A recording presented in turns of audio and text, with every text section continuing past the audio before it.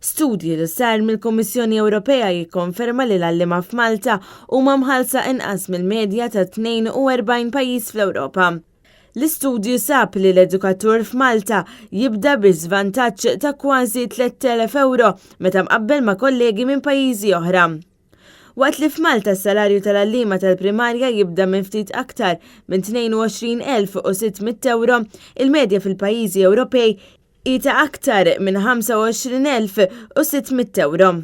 Il-paga tal-għalliema Maltin ferma anqas minn dik ta' pajjiżi Ewropej oħra, fosthom il-Lussemburgu fejn l-għalliema jqalgħu aktar minn 72,000 euro, id-Danimarka fejn l-għalliema jirċievu aktar minn 52,500 euro u l-Ġermanja b'aktar minn 48,600 euro. Iżda minkejja dan fir-reazzjoni tiegħu il-Ministru tal-Edukazzjoni Evarist Bartolo ddikjara li sar ħafna xogħol biex jitjiebu l-kondizzjonijiet tal-għalliema.